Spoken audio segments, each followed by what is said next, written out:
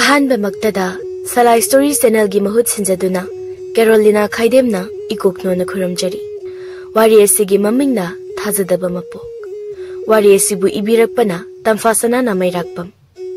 हौजिक वारी असि हौजरकलगे मयाम पुन्ना तामिनरसि नोंगालमदाय मतमनी थोइबी इपा पाखतना खंगप्रिक खंगलदुना फमुंदगी फुक हौगतुना हिक हिक कपई थोइबीगी मतौदा तुमिनरीबी मचे चिंखैसु मित खंगसिंगसिंगी अदुगा थोइबीदा थोइबिया कदौरे कपलिदे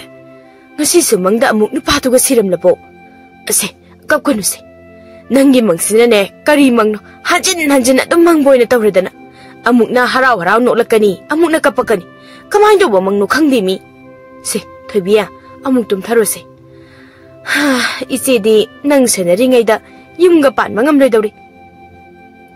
che aidi tumbaki ichi huina tum hai tumba bogana na kinagi ni he aduga mangi waribu taibangsu natabdubo adudi iche tumlage ko aidi tumsit phadudine maise phuri yam thongeba machi singkhaidi amu tum thakre adubu thoibidi tumba yadana magi akiba manglan adubu ningsingduna lehori mahakado kanano aigi manglan khuding laktuna aibu nusibiriba aibu matam pumbada harauna mamo nokna nungaina thambina bo hotnabiriba aigi awaba kya laktabasu mana mang thaduna aigi damak lanthengna aduga phattaba mana kana chingkhaina tumdribaro thoibi nangbo tummoda nangna phamlaga leibado iche tumba yadeba iche ai hogalage hai ahingsida hogalaga kadai chitke haibano se hipthara use nangi mangdo aingonda ga mangba yaradi phatawani phataba misingdo tana dana mayang le du kawgudabani taibang sida phawba phataba mina yamandana mapana thopa phawba tansilakna sida mangda phawba phataba migi mi ngakta ngaireba adusu aigi ichan icham chamjabi ison sonjabi sida adu thoibiya dangi mangnanda uriba misingdo taibangda thengnaradine nasida hairo maya thudiki che machigi wado taraga thoibi noglai iche mangda uba mi dubu taibangda kamaina thengnadoino aduga aigi mangdudi haujikan gi mi amta sunati thaina gi mi ngaktani hoine thaina gi mi oirisu mi di mi natro atai lairi nangi mangdo haye nongan baga amai bada amta yengtholusi mangbu kana hanjin chatana ba mi ngakta adu manglai gadra ba as iche kamaina mai badi yengdoino baba ga ta chawgana khangnadi hatke harakani hai karigi hatoino amai bi thajadaba moi adum thajadana lejesani nangi hanjin mangba mangdo doctor na yengba yaba nate adu thoibiya isedi tumning mana loiri nangna adumaina tumdala sum leiradi ise yamna wani bo tumlasi che aduni dana tumo haye nongan bagadi khongrau segai ba pakhang mayam ama taibiyo photpiyo dana lakani maruina maningi khoidumdo mana nang pamjabagi sangsidi mamagi phane phawba thaoinki segairaga nangi manakta taiba lakhadawriban asingi suniche ichena harido lekai sidaso maga aiga koina rena loi sandok lerami man thira nganglasu kaiba khangdabani na susau saude kamain tawba mino khangde mase pharese khoidumgi thokpa mai laksarasani hayengdi mangdo amai bada amukta yengthoklusi tumu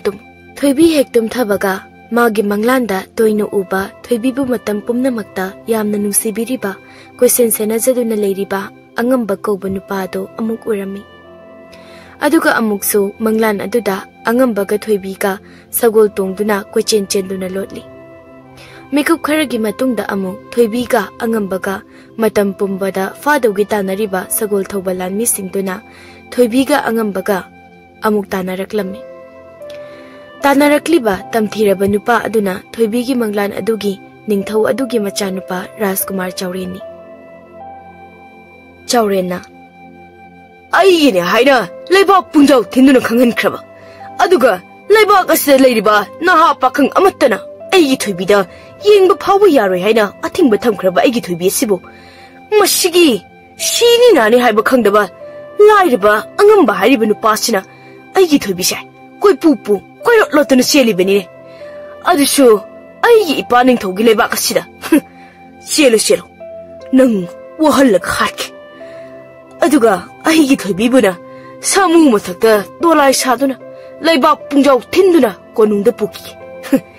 हई लानमिसा नोई करी येंग्लिबनो तानुने मोयनिसे अईगिने हाइना लेबाक पुंजाव थिंदुना खंगनख्रबा अदुगा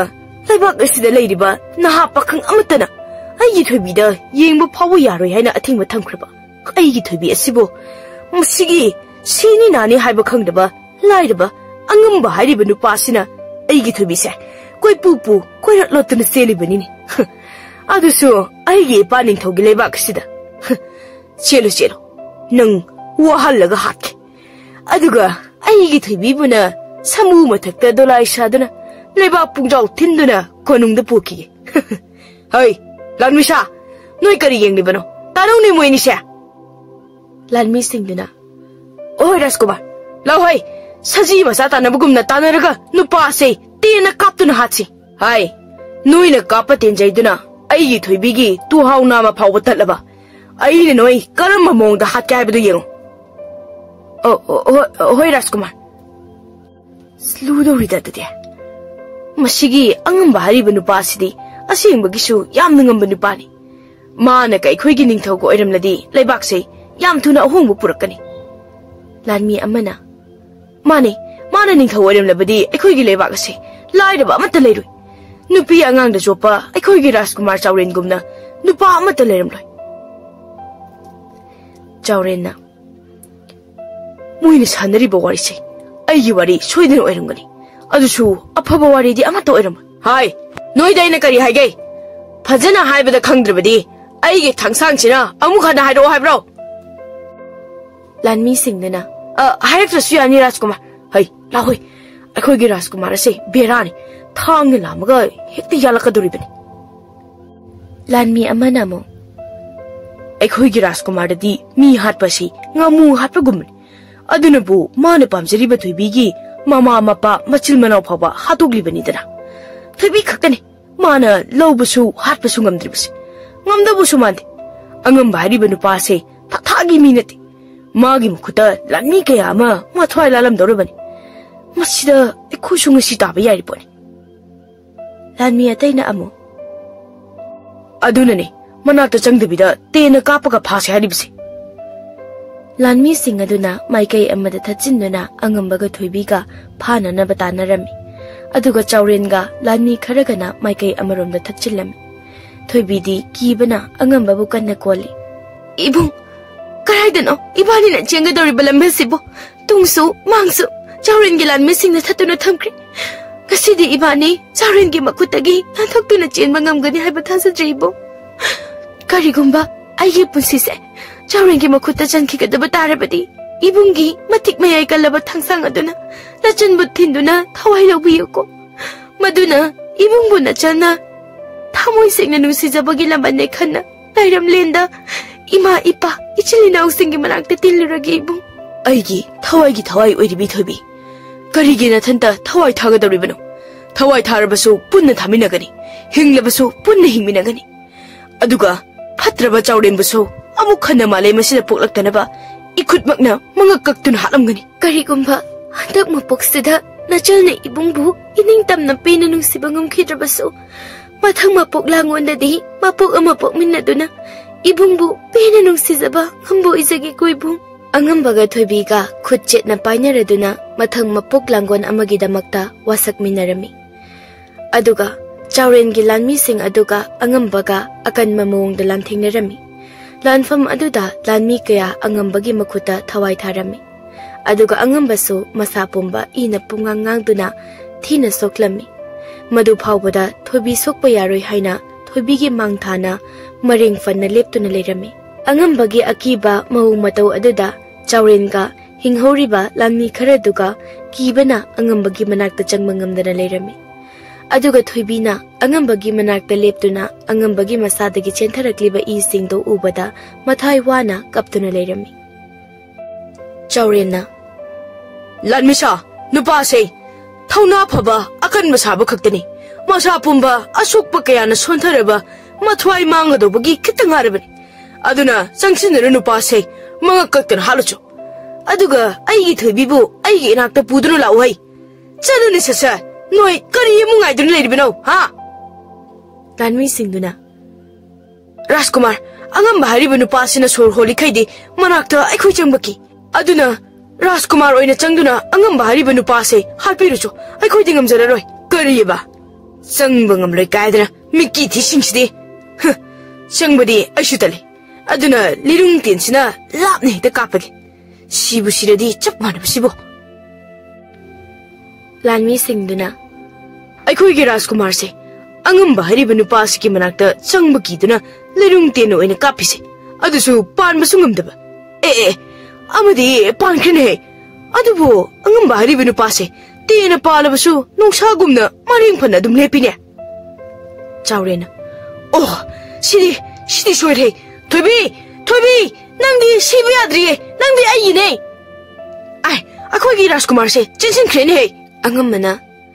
thoibi kai gi nangna aigi mang thana chinsin dura leblibadi thoibi ibu kai kaplibano ai kai sudauti kapkanu ibu wasidagidi ibu ai khoi ani gi nimsi panthong yauradabani phataba kana amatana yelaro mafam amada latuna susilaro ibu ai nangbo yam nungsi ai bu thadoktuna chatkinuko thoibi ai nangbu thadoktuna chaluye ai nangi narakta lengdana laigadi thoibi ai shu nangbu yam nungsiye handak mapuksimadi ai nangbu nusi pantu yauna puba ngamkiji mathang mapuk langon mana lairamlabadi mapuk aduna nang ai amuk thegnasiko thoibi Ibu, ayo, wari, ibu ngita thadumta, amukta sumbi, thoibi, nang yamna wara bro, ibung sumgi ko,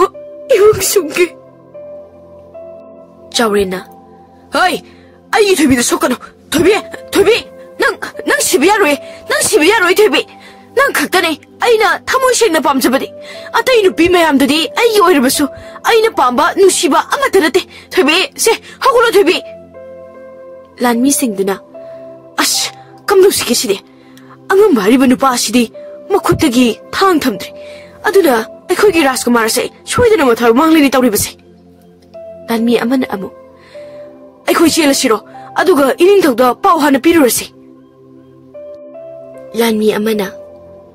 Kari pau nupi debo ining thona nupi ama gyak takta yamla bana mi kya mathai mangkre aduga aikhoi gi Rajkumar se sirena masi khanglakpada hinghauri bai khoi kharase ining thona lemna tharkadro adudi aikhoi gi Rajkumar se hana mukta kalhongna batausi Rajkumar hinglabadi aikhoi gi thawasu hingani lao aikhoi gi ish kari butonu side nang hodri he sidi kakkibana hankhene aikhoi gi Rajkumar sidi si yaurabadi aikhoi thawai hingnana basing khasira karai de senga doribano maduni hena awabhumna tagani ne ining thogi matauduga aikhoi gi nupi anganga loina hat ke harakani aduna asingba wari se ining thodu hargi yenglursi asumna Lanmi sing aduna angambana mga kaktuna hatkraba Rajkumar Chauren gi makok adu puduna konungda hankirami aduga angambaga thoibiga so mathwai thakirami Thoibi mangduna taibangdasu hik launa kaplaklami Thoibi na kaplakpada mache chingkhai mikap thoraktuna thoibi bu hogdoklami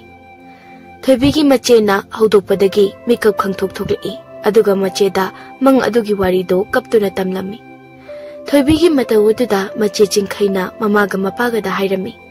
adubu maku mangni wakhal hena khanjillaga tumbagini nasa sonbagini haiduna Thoibi gi mangi wado thoksabiramdi aduna machena thoibi bu puduna amaiba amagi manakta chatlami maduda amaiba aduna madi yengba ngamlaroi aduna yamna haiba amaiba amagi maramda taklaktuna manattana mangi maramda khangbinaba kanglaipak asida ahaiba amaiba leite aduna magi manakta chatlu haina maming matha leifamna chingba taklaklami asumna machi chingkhaiga thoibiga yumda amuk halaklami moi anina yum yorakpada lekai khoidom thoibire yamna ngaujabado ngaiduna leirami chingkhaina masi amuk leirami khoidom ngasina kari amuk taibiyo na laklino aikhoi pabagi khongrauga imagi phanikani thoibia mase amukta sasat amukta tairose imaga pabaga setawi ngaiduna lehorabani thoibina khoidom aidi ngasidi yararoi akhoi che oina taizarasani os noi che di haibe yaudeni nangna oina tairo odana ai ngageba chingkhaina ai haide kaitanaga hai atai lairi nangna nungtigi phi segai ba dum puraga laise karigino noi yumda afaba segai deba phiroga mata leitraba leida mayam leida aduda pamuina thoibida sum ta henbagi wani masu sil khara dum phangjana bana a thoibia nai mudu changlaba nang amukta taibiyo na haraga thoibi masangamde aduna karaino namagi phaneka napagi khungragodo is yengune mana thawenki segai ba ngaktane base thoibi masangamde ba kari wini ngamje noicha ai amukta na ba hangmirugeda hai ngaiko karaidino nangni mungda jange dawridu ba thoibi masangamde daina adugi hangbiruge tobuni masangamdrido kari wini ngamjino khangledi hospital da chalu yaidana sengidi kem khalunu aina loina puthokeba aigi bo thobi na bidaba thobi wa bidaba sikaktane ina khanjarisi aduga ibani lo masikaktane aina nangan bedagi numita ba phawa khanjarisi wari boba sakta siga se loire thuya ado sensidi thobi do ina piram lage thobi hai khoidom karaidano renga sani du ba masi mama shi kai ba kem khangri no yengu ba masi lesabi gi ka daga hekta sanki mi kaido wege aina changba bu ai thoibi di mai ka da leichu leitana thoibi o thoibi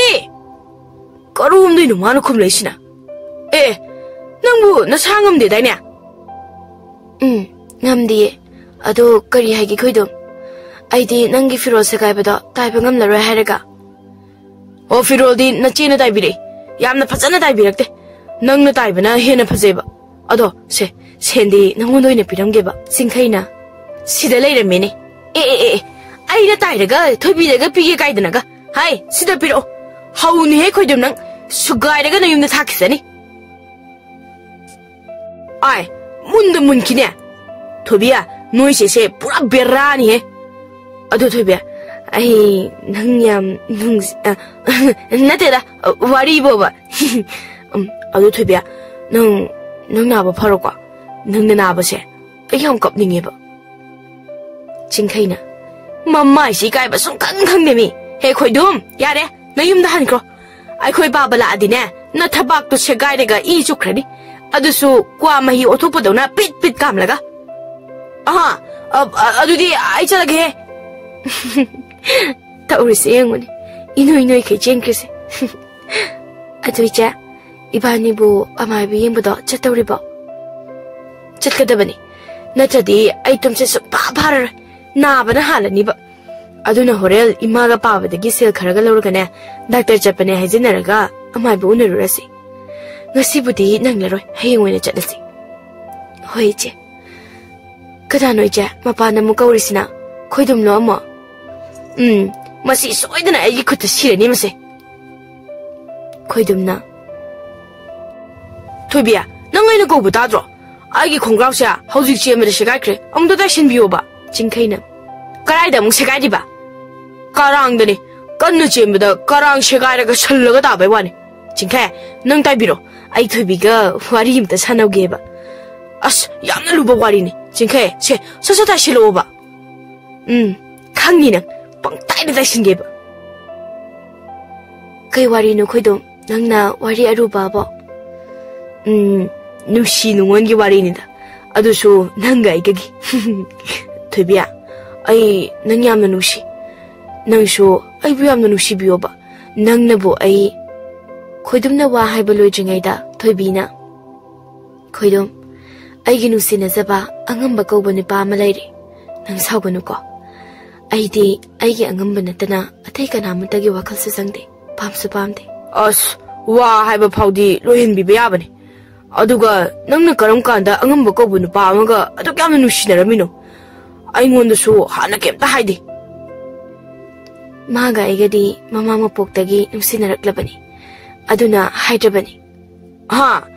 ꯃꯃꯥ ꯃꯄꯣꯛꯇꯒꯤ ꯀꯔꯤꯅꯣꯅꯦ ꯍꯥꯏꯔꯤꯕꯁꯤꯕꯣ ꯃꯃꯥ ꯃꯄꯣꯛ ꯍꯥꯏꯁꯤꯕꯨ ꯊꯣꯏꯕꯤ ꯅꯪꯅ ꯍꯥꯏꯔꯤꯕ ꯋꯥꯁꯦ ꯑꯁꯦꯡꯕꯒꯤꯅꯤꯀꯣ ꯑꯁꯦꯡꯕꯅꯤ ꯈꯣꯏꯗꯨꯝ ꯑꯩꯗꯤ ꯃꯥꯒꯤꯅꯦ ꯃꯥ ꯅꯠꯇꯅ ꯑꯩꯗꯤ ꯑꯇꯣꯞꯄ ꯋꯥꯈꯜ ꯑꯃꯠꯇ ꯈꯟꯗꯦ ꯁꯥꯎꯒꯅꯨꯀꯣ ꯈꯣꯏꯗꯨꯝ ꯀꯩꯒꯨꯝꯕ ꯃꯃꯥ ꯃꯄꯣꯛꯇ ꯅꯪꯒ ꯑꯩꯒ ꯊꯦꯡꯅꯔꯝꯃꯕꯗꯤ ꯐꯗꯧꯕꯅꯤ ꯃꯤꯀꯨꯞ ꯈꯔ ꯂꯩꯔꯒ ꯈꯣꯏꯗꯨꯝ ꯍꯤꯛ ꯍꯤꯛ ꯂꯥꯎꯅ ꯀꯞꯂꯛꯂꯦ ꯐꯔꯦ ꯊꯣꯏꯕꯤ ꯅꯪꯒꯤ ꯑꯗꯨꯒꯨꯝꯕ ꯋꯥ ꯑꯃ ꯂꯩꯔꯕꯅꯤꯅ ꯑꯩ ꯑꯁꯤꯗꯒꯤ ꯅꯪꯉꯣꯟꯗ ꯅꯨꯡꯁꯤ ꯍꯥꯏꯕ ꯋꯥꯍꯩꯁꯦ ꯍꯥꯏꯔꯔꯣꯏꯒꯦ ꯑꯗꯣ ꯊꯣꯏꯕꯤ ꯅꯪꯒ ꯃꯥꯒ ꯀꯥꯏꯅ ꯇꯥꯔꯗꯤ ꯑꯩꯉꯣꯟꯗ ꯄꯥꯎ ꯃꯆꯥ ꯑꯃꯇꯪꯗꯤ ꯄꯤꯔꯝꯃꯨꯀꯣ ꯑꯩ ꯉꯥꯏꯗꯣꯏꯅꯦꯕ ꯅꯣꯏꯅꯤꯅ ꯀꯥꯏꯅꯕꯗꯣ ꯋꯥꯍꯩ ꯑꯁꯤ ꯍꯥꯏꯔꯝꯂꯒ ꯈꯣꯏꯗꯨꯝ ꯀꯞꯇꯨꯅ ꯆꯠꯈ꯭ꯔꯦ ꯑꯁꯨꯝꯅ ꯅꯨꯃꯤꯠꯁꯤꯃ ꯍꯧꯈ꯭ꯔꯦ ꯅꯣꯡꯉꯥꯟꯕꯒꯗꯤ ꯃꯆꯦ ꯆꯤꯡꯈꯩꯒ ꯊꯣꯏꯕꯤꯒꯗꯣ ꯗꯣꯛꯇꯔꯗ ꯆꯠꯄꯅꯤ ꯍꯥꯏꯅ ꯃꯃꯥꯒ ꯃꯄꯥꯒꯗ ꯍꯥꯏꯔꯝꯂꯒ ꯃꯄꯥꯒꯤ ꯒꯥꯔꯤ ꯃꯆꯥꯗꯨꯗ ꯃꯣꯏ ꯑꯅꯤ ꯌꯥꯝꯅ ꯍꯩꯕ ꯑꯃꯥꯏꯕ ꯑꯗꯨꯒꯤ ꯃꯅꯥꯛꯇ ꯆꯠꯂꯝꯃꯤ ꯑꯃꯥꯏꯕꯒꯤ ꯃꯅꯥꯛ ꯌꯧꯕꯒ ꯑꯃꯥꯏꯕ ꯑꯗꯨꯗ ꯊꯣꯏꯕꯤꯅ ꯃꯥꯒꯤ ꯃꯪꯒꯤ ꯋꯥꯔꯤ ꯄꯨꯝꯕ ꯂꯤꯔꯝꯃꯤ ꯋꯥꯔꯤ ꯑꯗꯣ ꯑꯃꯥꯏꯕ ꯑꯗꯨꯅ ꯃꯨꯟꯅ ꯇꯥꯔꯕ ꯃꯇꯨꯡꯗ ꯊꯣꯏꯕꯤꯗ ꯃꯨꯟꯅ ꯌꯦꯡꯂꯒ ꯑꯁꯨꯝꯅ ꯍꯥꯏꯔꯛꯂꯝꯃꯤ ꯑꯉꯛꯄ ꯃꯌꯥꯝ ꯑꯃꯒꯤ ꯃꯅꯨꯡꯗ ꯏꯆꯥꯒꯤ ꯊꯧꯗꯣꯛ ꯑꯁꯤꯁꯨ ꯈ꯭ꯋꯥꯏꯗꯒꯤ ꯉꯛꯄ ꯊꯧꯗꯣꯛ ꯑꯃ ꯍꯥꯏꯕꯗꯨ ꯑꯣꯏꯔꯦꯗꯅ ꯏꯆꯥꯒꯤ ꯃꯪꯂꯥꯟ ꯈꯨꯗꯤꯡ ꯇꯣꯏꯅ ꯍꯟꯖꯤꯟ ꯍꯟꯖꯤꯟ ꯎꯔꯤꯕꯗꯣ ꯏꯆꯥꯒꯤ ꯃꯃꯥ ꯃꯄꯣꯛꯀꯤ ꯑꯁꯦꯡꯕ ꯋꯥꯔꯤꯅꯤ ꯑꯗꯨꯅ ꯍꯟꯗꯛꯀꯤ ꯃꯄꯣꯛ ꯑꯁꯤꯗ ꯑꯃꯨꯛ ꯍꯟꯅ ꯏꯆꯥꯒꯤ ꯃꯪꯂꯥꯟꯗ ꯃꯃꯥ ꯃꯄꯣꯛꯀꯤ ꯊꯧꯗꯣꯛꯁꯤꯡꯗꯣ ꯇꯠꯇꯅ ꯍꯟꯖꯤꯟ ꯍꯟꯖꯤꯟ ꯎꯔꯤꯕꯅꯤꯅꯦ ꯃꯃꯥ ꯃꯄꯣꯛꯀꯤ ꯍꯥꯏꯕ ꯑꯗꯣ ꯃꯥꯃꯥ ꯑꯩꯒꯤ ꯏꯅꯥꯎꯅꯨꯄꯤꯒꯤ ꯃꯪꯁꯦ ꯑꯃꯨꯛ ꯍꯟꯅ ꯃꯪꯂꯛꯇꯅꯕ ꯃꯥꯃꯅ ꯑꯝꯇ ꯇꯧꯕꯤꯌꯨꯕ ꯅꯠꯇ꯭ꯔꯕꯗꯤ ꯑꯩꯒꯤ ꯏꯅꯥꯎꯅꯨꯄꯤꯁꯦ ꯋꯥꯈꯜ ꯂꯩꯅꯥ ꯅꯥꯗꯨꯅ ꯁꯣꯏꯗꯅ ꯁꯤꯔꯅꯤ ꯑꯗꯨꯒ ꯑꯩꯅ ꯇꯨꯝꯁꯤꯠ ꯐꯥꯗꯕꯒꯤ ꯉꯥꯎꯗꯨꯅ ꯆꯠꯂꯅꯤ ꯃꯥꯃ ꯃꯁꯤꯗꯤ ꯃꯥꯃꯅ ꯉꯝꯂꯔꯣꯏ ꯃꯔꯝꯗꯤ ꯃꯃꯥ ꯃꯄꯣꯛꯀꯤ ꯊꯧꯗꯣꯛꯇꯨꯒ ꯃꯥꯅꯅ ꯍꯟꯗꯛꯀꯤ ꯃꯄꯣꯛꯁꯤꯗꯁꯨ ꯊꯣꯛꯂꯕ ꯌꯥꯅ ꯂꯩꯔꯤꯅꯦ ꯊꯣꯏꯕꯤꯅ ꯑꯗꯨꯗꯤ ꯃꯥꯃ ꯑꯉꯝꯕ ꯍꯥꯏꯔꯤꯕ ꯃꯍꯥꯛ ꯑꯗꯣ ꯍꯟꯗꯛꯀꯤ ꯃꯄꯣꯛ ꯑꯁꯤꯗ ꯑꯃꯨꯛ ꯍꯟꯅ ꯑꯩꯒ ꯊꯦꯡꯅꯈꯤꯒꯗ꯭ꯔꯥ 마수 탱나바야이 아두가 파트라바 자우렌 하리부 누빠두수 탱나바야이 그리군바 아무카나 노예훔 탱나바 톡라바디 마마무 포킬란두 막까 짭마나나 한덕마 복시다 톡라바야이 이마이베마 아두디 탱나다바니 해나파이 하이 토이비야 난 ngasida기 yumdagi mapan thokpa yararoi adu mama hau직di thainagi matamdo natrada yamna chawkhatle aduna mamana hairibado oidabasu yaida koni mama ꯑꯆꯨꯝꯕꯅꯤ ꯏꯆꯥꯒꯤ ꯋꯥꯗꯨꯁꯨ ꯍꯧꯖꯤꯛꯀꯤ ꯃꯇꯝꯁꯤꯗꯕꯨ ꯃꯄꯣꯛ ꯍꯥꯏꯕ ꯂꯩꯇꯦ ꯂꯥꯏ ꯍꯥꯏꯕ ꯐꯥꯎꯕ ꯂꯩ ꯂꯩꯇꯦꯗꯅ ꯊꯥꯖꯗꯗꯅ ꯌꯦꯠꯅꯔꯤꯕꯅꯤ ꯑꯗꯨꯒ ꯑꯩꯈꯣꯏꯒꯨꯝꯕ ꯃꯤꯁꯤꯅ ꯑꯉꯥꯎꯕ ꯑꯣꯏꯗ ꯄꯥꯗꯕ ꯉꯥꯡꯂꯒ ꯁꯦꯜ ꯇꯥꯟꯕ ꯑꯣꯏꯅ ꯎꯕꯤꯔꯤꯕꯅꯤꯅꯤ ꯑꯗꯨꯕꯨ ꯏꯆꯥꯅꯨꯄꯤ ꯀꯔꯤꯒꯨꯝꯕ ꯑꯉꯝꯕ ꯍꯥꯏꯔꯤꯕ ꯅꯨꯄꯥꯗꯣ ꯍꯥꯟꯅ ꯊꯦꯡꯅꯔꯕꯗꯤ ꯐꯩ ꯅꯠꯇꯗꯅ ꯆꯥꯎꯔꯦꯟ ꯍꯥꯏꯔꯤꯕ ꯅꯨꯄꯥꯗꯣ ꯍꯥꯟꯅ ꯊꯦꯡꯅꯔꯕ ꯏꯆꯥꯅꯨꯄꯤ ꯅꯪ ꯑꯋꯥꯐꯝꯗ ꯑꯃꯨꯛ ꯇꯥꯒꯅꯤꯀꯣ ꯑꯃꯥꯏꯕ ꯑꯗꯨꯅ ꯋꯥ ꯃꯌꯥꯝ ꯑꯃ ꯍꯥꯏꯔꯝꯃꯤ ꯑꯗꯨꯒ ꯆꯤꯡꯈꯩꯒ ꯊꯣꯏꯕꯤꯒ ꯑꯃꯨꯛ ꯑꯃꯥꯏꯕ ꯑꯗꯨꯒꯤ ꯃꯅꯥꯛꯇꯒꯤ ꯊꯣꯔꯛꯂꯝꯃꯤ ꯊꯣꯏꯕꯤꯗꯤ ꯑꯃꯥꯏꯕꯅ ꯍꯥꯏꯔꯛꯄ ꯋꯥꯔꯤ ꯃꯌꯥꯝ ꯑꯗꯨꯅ ꯊꯣꯏꯕꯤ ꯎꯪꯗꯨꯅ ꯑꯗꯨꯃꯛ ꯂꯩꯈ꯭ꯔꯦ ꯊꯣꯏꯕꯤꯒꯤ ꯃꯇꯧ ꯑꯗꯨꯗ ꯃꯆꯦ ꯆꯤꯡꯈꯩꯅ ꯊꯣꯏꯕꯤꯕꯨ ꯑꯃꯨꯛ ꯊꯦꯝꯅꯅꯕ ꯍꯣꯠꯅꯔꯝꯃꯤ ꯊꯣꯏꯕꯤ ꯍꯧꯖꯤꯛꯀꯤ ꯑꯃꯥꯏꯕꯗꯣ ꯀꯔꯤꯃꯠꯇ ꯍꯩꯕ ꯑꯃꯥꯏꯕ ꯅꯠꯇꯦ ꯃꯥꯅ ꯉꯥꯡꯂꯤꯕꯁꯤꯡꯗꯣ ꯑꯣꯏꯗ ꯄꯥꯗꯕ ꯋꯥ ꯉꯥꯛꯇꯅꯤ ꯃꯥꯅ ꯏꯕꯥꯅꯤꯗ ꯁꯦꯔꯥꯟ ꯇꯨꯔꯥꯟ ꯋꯥ ꯃꯌꯥꯝ ꯑꯃ ꯇꯝꯁꯤꯜꯂꯒ ꯁꯦꯜꯇ ꯇꯥꯏꯟꯒꯤ ꯂꯩꯍꯧꯔꯦꯗꯅ ꯈꯔ ꯇꯥꯕꯤꯌꯨ ꯊꯥꯎ ꯍꯥꯟꯒꯤ ꯍꯥꯏꯕ ꯐꯥꯎꯕ ꯌꯥꯗꯦꯕ ꯑꯗꯨꯅꯅꯦ ꯃꯥꯒꯤ ꯃꯅꯥꯛꯇ ꯃꯤ ꯀꯅꯥꯃꯠꯇ ꯌꯦꯡꯕ ꯂꯥꯛꯍꯧꯗ꯭ꯔꯤꯗꯣ ꯍꯣꯏ ꯍꯧꯗꯣꯡ ꯑꯃꯗꯤ ꯃꯥꯒꯤ ꯃꯅꯥꯛꯇ ꯀꯨꯜꯍꯧꯏꯀꯣ ꯏꯆꯦ ꯑꯩ ꯌꯥꯝꯅ ꯀꯤꯌꯦ ꯍꯩ ꯃꯪꯒꯤ ꯋꯥꯕꯨ ꯑꯗꯨꯛ ꯌꯥꯝꯅ ꯀꯤꯔꯕꯗꯤ ꯇꯥꯏꯕꯪꯗ ꯑꯃꯨꯛ ꯍꯟꯅ ꯊꯣꯛꯂꯛꯑꯗꯤ ꯀꯝꯗꯧꯕ ꯀꯥꯟꯅꯗꯦꯁꯦ ꯉꯁꯤꯗꯤ ꯏꯕꯥꯅꯤ ꯀꯣꯏꯔꯨꯁꯤ ꯀꯨꯏꯔꯦ ꯀꯣꯏꯕ ꯆꯠꯇꯕ ꯀꯥꯏꯗꯣ ꯏꯆꯦ ꯑꯩꯗꯤ ꯌꯨꯝꯗ ꯍꯟꯕꯅ ꯐꯔꯣꯏꯗ꯭ꯔꯣ ꯍꯟꯁꯦꯕ ꯑꯗꯣ ꯍꯥꯟꯅꯅꯦ ꯃꯇꯦꯛ ꯑꯃ ꯀꯣꯏꯔꯨꯁꯦꯕ ꯀꯨꯏꯔꯦꯕ ꯀꯣꯏꯕ ꯆꯠꯇꯕ ꯂꯥꯎ ꯒꯥꯔꯤ ꯇꯣꯡꯈꯠꯂꯣ ꯁꯠ ꯁꯠ ꯃꯇꯝꯁꯨ ꯑꯁꯨꯛ ꯌꯥꯝꯅ ꯉꯜꯂꯤꯁꯤꯕꯨ ꯒꯥꯔꯤ ꯊꯥꯎꯁꯨ ꯄꯤꯛ ꯊꯟꯅ ꯌꯥꯎꯔꯤ ꯁꯤꯗꯕꯨ ꯀꯣꯏꯗ꯭ꯔꯕꯗꯤ ꯀꯣꯏꯗ꯭ꯔꯕ ꯑꯗꯨꯅꯤ ꯂꯥꯎꯁꯦ ꯃꯆꯦ ꯆꯤꯡꯈꯩꯅ ꯄꯨꯗꯨꯅ ꯊꯣꯏꯕꯤꯕꯨ ꯀꯣꯏꯕ ꯁꯨꯝ ꯆꯠꯂꯝꯃꯤ ꯑꯗꯨꯕꯨ Machiga Thuibigado Yam Tazadana Lambi Lamhangnarami. Lambi Lamhangnabatuda Chinkaiga Thuibigado Pakhat Pakhatna Mingonda Lambi Hanghangduna Sum Thorakpada Thuibigi Mangda Toina Uba Angambaga Hek Unafam Chingya Amagi Laikon Ado Thinarami. Madu Ubada Thuibina Machida Haiduna Garido Kamalami. Aduga Kumthaduna Mapamado Munna Yenglami. Aduga Thuibi Angambabu Ningsingduna Amukaplami. Karino I want to talk to you about Masibo, a chumbo of Yabrane. Adubo, Uriba Mapama City, I came among Landa Uba, Mapama Dumani. As I quit to be Gimato City, I some kisselet. Tobia, Lao, Yim the Halasi. Aduga Ibarina La Isina, Karilam no so candy. Lao Tobi, Mingon the Hanglagana, Chakrasi. Tobi, Lao me, Guibela Brabune, Ibaning a sea. Me the Paki was Hoidrabanico. Now see, jealousy me nang bo. Iche, Gary so doing on the pillow. I told you. Nang togi hiro. Sissy. Adugania, Nangi Mangi Waka Kalinga de ne, Horen Tata Mamang Tagadi, 1,000 and go. Say, so see the lady. Yumlani goes at say. Nasi say, Lambi Matomana and the Kangdriba. Iche, Mapama Maga jealousy. Aduga im the Halasi. Mapama Mahidi, Kaidanu. Don't wait. Angambaga Aigana, Tawai Taki Mapamada Chatuseba. Aha! Kaida Banozikida. Nung Mapamdo, come rise. Mapamasi Urubadaki, Iche. I learn and sing Macomnato. Aduna, Aiki Manglanado, a chumbo irregadi, Mapamasingado, like from Satoi. Guna Zalasida, Mimiam Gazalasiba, Ibani Kakadi, Jalagumsi. Gana Kangnia, Nangi, Jauri and Hybra, Patabanupado, La Nimeam Puraga, Amugaram Lady. As Iche, Hosiki Matam the Bo, Karai de Gilan Mino, Lao Salasi.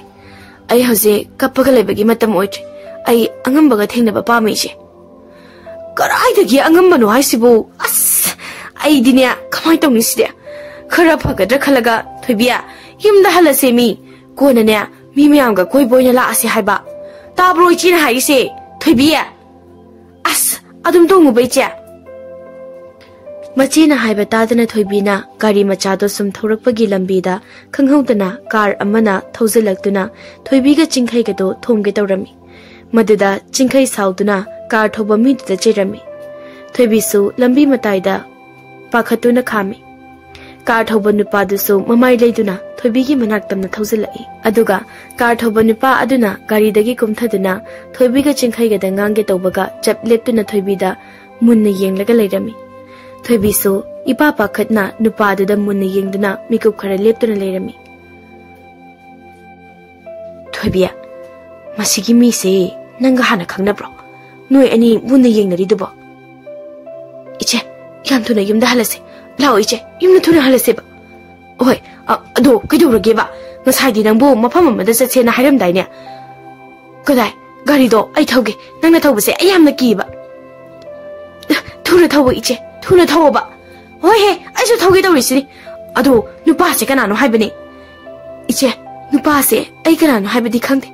Ado, Magi Masake, I give among the Uba, Patabaras Kumar Chowren, Magi Masaka, Chapmana Iche. Eh, a single to be none hide the bo. Ado already, a my bananas I had a pussing dog, in a Jumania. Ado, I couldn't need a Torise, Karum the Noba. Toibiga Zinkaiga, Gari Tokibaga, Jaurenga Masik Chapmanaba Nupado, Munni Yingduna Lihowi, Aduga Miku Kralaga Nupaduna. Money, Ma I get to be. Adunani, Mana E Ubaga, Ingangna, I want the Yingduna Ladyba. Aduga Amu, I want to get up the Chencriba. Tobi, I didn't go here, Clipse, Kayam Queen. Tobi Pangi, I get to be Pangi. Ado, Karam Sakre. I get to be Tana the Beade. I get to be Puggy. Ado, I later body. Angamba had been to Padiso, shouldn't let him toy. Natraga, Moy Annie, Tina Crabazala. Tina Rabasu, Toby, Nandi, Aigini. Chaurena, Tobina Chat Kibalambiduda, Amutana Reclami. Adubu Toibiga Machi Chinkhaigadi, Lambi Lamhangnabada, Karom the Chatoino Kangdana, Pangthoda Taurami. Akon Batadi, Ahalama Tinaduna, Ahaladuna, Toibiga Chinkhaigada, Yum Taba Lambido Taklami. अदुगा मोय अनि yum ताना हलक्लमी मोय अनि न yum यौदुना चंखिबगा चावरेनसु लापना मोय अनि गी मतुंगदा इनरक्तुना थोइबीगी yum थोंगादो खंखिरमी अदुगा थोइबीगा सिंखैगा ना पाखतुना युमदा हलक्पदो उबदा ममागा मपागना करी तौरे हाइना हंगबदा चिंखैना वारी पुंबा ममागा मपागदा लिरमी अदुबो ममागा मपागना थाजबीबगी महुता चिंखैगा थोइबीगदा यामना थीना चैदुना nganglami अदुगा युमदगी मपान थोकपा यारोय हाइना थोइबीगा सिंखैगदा अकनबा वासु हाइरमी नुमिदांगी मतमनी थोइबीगा सिंखैगदो चाकसंगदा चाक थोंगी अदुबु थोइबीदी मंगी वा लोइना चुमलकपगा चावरेनगा अमुक थेंगनाखिबदुगना थोइबी कीबना हौजिकसु मसा पुंबा थक थक निकली चिंखैना थोइबी नंगी कादा चंगलगा पुथारुरो इसे साक्से लोइसनबा तौरकलगे अदुगा पंकी सुकी खिनुदा ngasai nu pado chawren oitaradi ngasai na nang phadoge koitan tanarakleni chumna sum masak mana poirungani ba masak mana banate ngasai gi nu pado chawreni iche mana ingonda yengba mi yengdo icham chamba mi yengna ti iche ho adu oirasu mana di dang khanghodri dudi aduga ekhoi gi yumsu mana khangbusu na tabasibo iche ei kaida no macha khraki natrabadi ima papa iche so awa phamda soidana tarani करीन होय नंगसु इचे ना हारिसे Munna तादेबा कैसु तौरै हारिदना अदुगा mama मपुक्ते थोखिबा थौदोक्तुमा हंदकी मपोसिंदा थोकनी हाइबसु लेक्ति अदुगा करीगुंबा चावरेना अखोइगी लेफम खंगलबसु कैदौदोरिबा वारक पिनबा मी मयाम अमा लेरा कांसिदाबो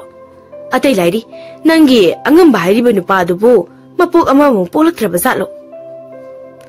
मसिगा थोइबीगा चाकसंगदा वारी सानरिङै मपानदगी खंगौदना यामना कन्ना थोंग थिलक्लमी मपाना कनानुने अदु कन्ना थोंग थिलक्लिबदुबो ममाना फजना हायु हे police का अमुक ओइरमदनने अमुक फाखिनीबा ngaikone he hangini thongdo iche chare lai baba thong hanganu as oiramo he hauji pu kai digi chawre no mapana thong hangbaga mamai khumba phimu setpa khulai macha paiba nupa khara imungda grongtong chingsilai charakliba mi do atei kana sunati chawrenga magi khumbu kharaga oirami mapana imunga noidi kana no mamana amo moi mapa moi sibu phimu setpa sen khaiba mi pharaga sen tanba huran ba kangbu ama haibado oira zatlo khangde mama nang nacha nupi mana ka leiru salo ibunga noibu kari pamge noine aigi imung asida changdara koiti thiribasibo aigi thobi di ahal aigi thobi pame ma garai de le aingun piro aduga ai khoi tumina han khage ahal kari ai ibunga aigi cha tombi thobi piyo haiba kari maram ge aduga noi namana popana saro aigi sa nupi thobi piyo badi nate noibu kana no ha noi hoji police ta uro mama hai mama lai kai tananaba mi ko ai khoi gi yum da su huran ba mi pha ba chang ni ena hai mama se karai da mu lai khage ne mama nang bo moi ma pa bu isa nupi ani gi banakta lai yo dai nya adu moi ma pa na sa nupi thobi di kari macha do puraga thokhraba mali leite ni he ima nanga babunga se asukta me pangisbu kari gino hai nama do pura ku yaw da gadha ne gadha aina kai dorage leite bu leite haibani mapoga du da so aigi ku bokai ne bokado hafet su pangmani adubu handagi mapoksina hiran pangma mali ne hai noi khara ma pa na thoga aigi thobi da tana hoi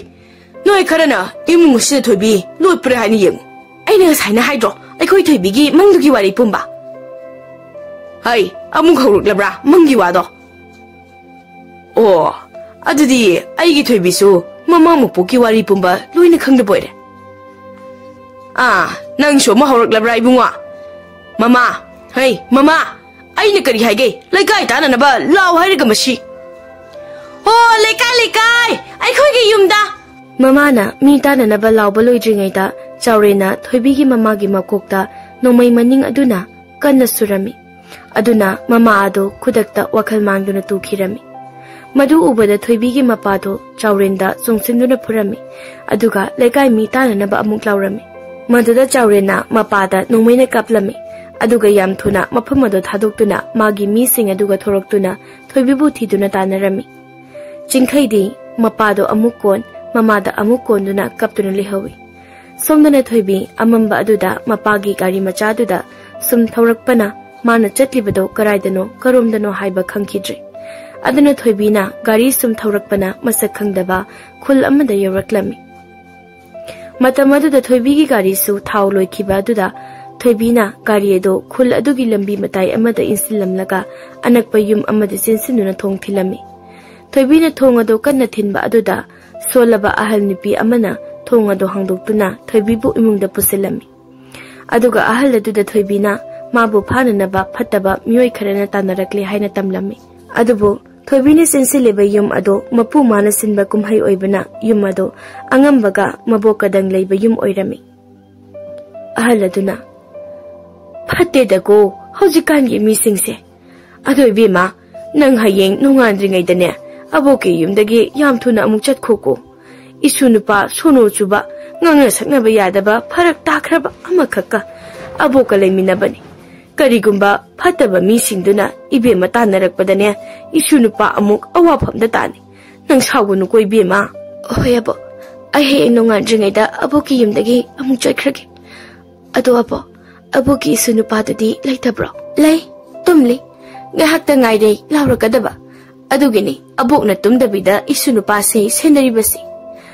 khangdre dei be ma आईगी इसुसिना ममागा मपागना accident अमदा पुन्ना लेखिदबा नुमितगी इसु नुपासे मकोक चाखरे इबेमा नंग सागुनुको अबोकसे पंगांग नंगांगबनी अदो नंगबु मंगदा हंजिन हंजिन अदुमक मंगबा मंग यावब्रोने इसुदी ममागा मपागा लेखिदबदगी मागी मंगसे हंजिन हंजिन अदुम मंगी कुइरबनीको इसुना सुमाइना मंगलिबसे अबोकना हारिबा वारिसिबु नंगसु थाजरमोइने अदो असेंगबनी आइगी सुनुपागी मंगसे ममा मपोकी मंगनी अदुसु हाइपा साबी सेन यामना चोपी अमाइबिदुना हारिबा इसुनुपागी पुनसिदा थोइबी कौबी इसुगी मंगदा हंजिन हंजिन उरिबा नुपीदुगा थेंगनरा कांदा इसुगी मकोक चाकपसे फनी वासी हेक ताबदा अमाइबिदो अबोकना चोंगसिलगा मथबाक्तुदा कावबनी पालमदी अमाइबिदो खुदक अदुदा सिगदोबनी पालहौदना आई ओइना नोंगना तादना हौजिक ख्वांगसे सुग्रगा लेहौरिसिनी अबो आई अबोकी सुनुपागा वारी अमता सानगे मागी मसक अमुक्ता येंगे करी अबे इबेमा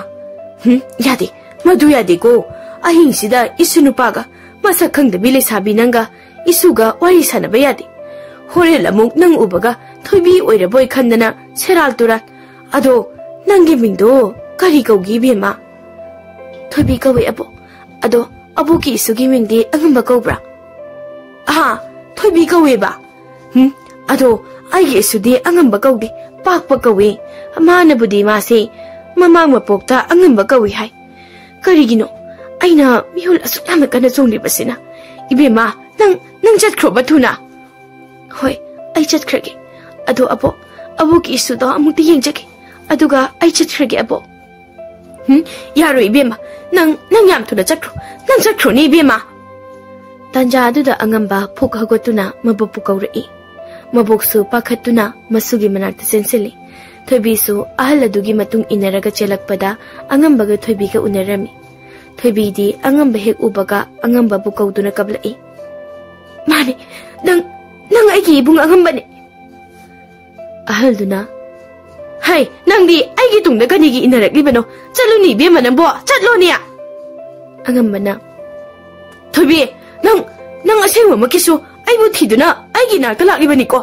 नते मसिगी नुपीसिदने फतबा मिना तानरे एदना अबोगी युमदा सेंसेलकफनिको चटलोनी बेमा नंबो चटलोनिया इबुंग नंग असेंगबा मकी आइगी अंगंबदो ओइरबदी आइसु नंगी ममांगी मपोकी थोइबीदने मसिगी नुपीसिना आइगे इसुसिदा हारिबसिबु करिनो हाय इबेमा नंग आइना सावरक्तनने सोंगसिलगा कावरक्तनने ममा मपोका सल्लगा मुक तानी हे इबेमा नंग मबोकना फना चैरबसु थोइबीगा अंगंबगा ममा मपोकी वारी पुंबा अदुम सानरमी अदुना कोना थंगददी मबोक अदो पांबाई लेरक्त्रबना इशु अनिगी वारी सिंगसिना अचुंबा असेंगमक्ता ओइरबदिने Chauren hariba fattaba nupado noi ani na hanna thiragane makhong makhuto thudeklaga mama mapok tananaba langkho he aduga karigumba noi ani na handaksu koi chen chenduna Chauren hariba fattaba mido kireba handaksu noi ani adum sire ko adu thoibiya nangbu chakadi jaraknabro chadriye abo hai isunu pa su chadribani lao chaminaru lao isunu pa lao haujikti ne nangi thoibi su phangnaba natro lao lao chakcha thoru lao aduga ne nangi na kok chakpado pharo ko haujiktiya abo nasugi kok chakpasidi Chauren hachiba phawbadi phakiroi hadu noi ani da sikhinu ko aduga ne noi ani abuki manakta amu halo khoko isu sa lao chakcha minaru lao haujiki matam sida mangi wari mapok amagi wari kaina aigi isuda tauribasibo abokti manga chapek manari aisu siraba matungda ne mathangi mapoka amu pokladi ne nungai khrani da ko mabokna angamba ga thoibiga do chak pizaduna ahingduma potha halami nongan bagadi angamba thoibiga na maboki makhung soktuna khorum lamlaga angamba na thoibi pudun thokirami aduga thoibigi yumda chatlami thoibina khul yorakpadadi thoibigi mapado masak khangdaba phataba phimu setpasingna nongmaina kaptuna hatlamle haina laikai-duma wa lauduna police taktuna lerami aduga mamaduna yamna thina phubirami haina pawase tabaga angambana thoibida tumina wa khara haiduna mayumda changhallaga angambana masak lotuna lapna thoibibu senaduna lehalami somdasu Chaurena thoibigi yumda magi mi thadoktuna thamlambana thoibi la e haiba hek khangbaga Chaurenda magi mi na paupirami Chauren su pawase hek phangbaga thoibi bu question senaduna laikri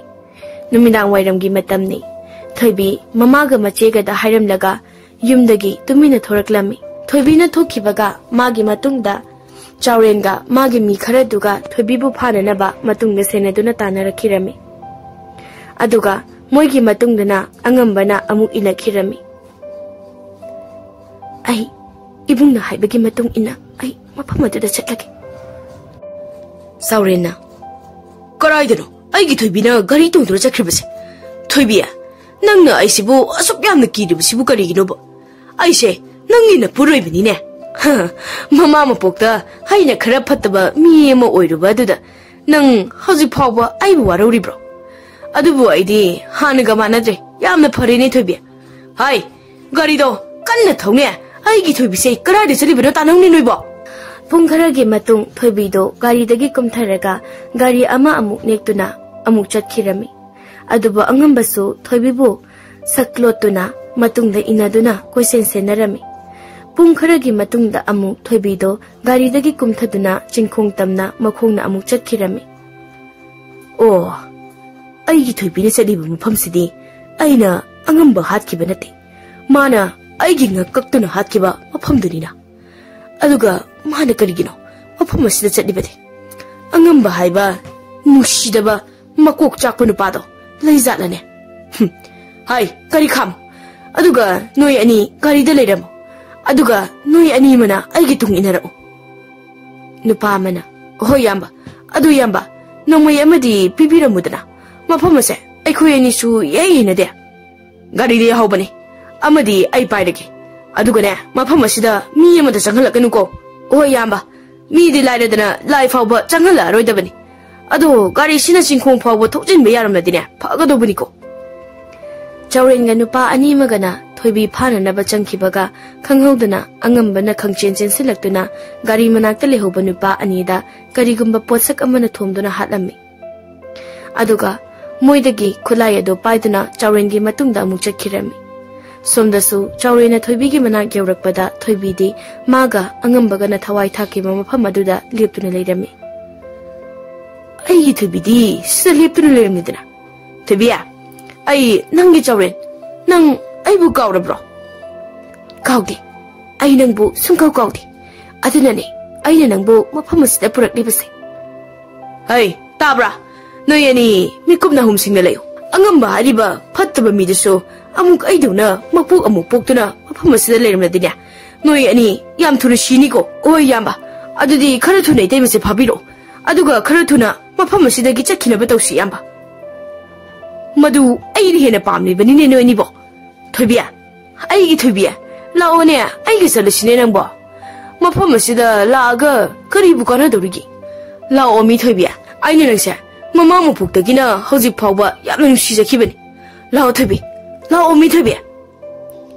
ai di nangi thoibi nate ai di angambagi khaktani angamba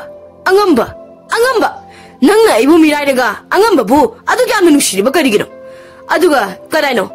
nangi angamba karaino ba nangi angamba do ngasidi mabu hatuna mama mo pokilamando ikut pena singlage aduga thobi nangbu aigi nupi hoiduna aigi ningbu se thungalage lao thobi se lao habine thobi Chaurena thobi phagi hek tawbaga angambana khonglei thuna chinsilaktuna nupa ani do nongmaina kaptuna hatlami madu ubada chauren khangpre khangna masu magi nongmai do lokthokuna angambada kaplami aduga angambasu chauren da kaplami moi ani onsinnaraga kapnaba duna moi ani mak nongmaina panminarami nongmaina panba aduda angambada pambomda ama lengzumda ama palami aduga chauren di thabakta ama mabukta ama palami maduna maram oiraga chauren laimai de longna takhirami aduga thoibina angambagi manakta chensinduna angamba bukonduna hawatpi budu uraga chauren mapi ira chenduna thoibi da munna adum yengduna thawai thakirami aduga thoibiga angambaga maphamado thadoktuna chatkirami chayol kharagi matungdadi angambasu naba phaduna thoibiga punna maboki manakta nungaina lekhirami aduga chauren ga lakminaba mari dugadi pulisna phangkhirami aduga chauren gi asiba masadudi sa kaina chaduna pattana pumdana mangkhirami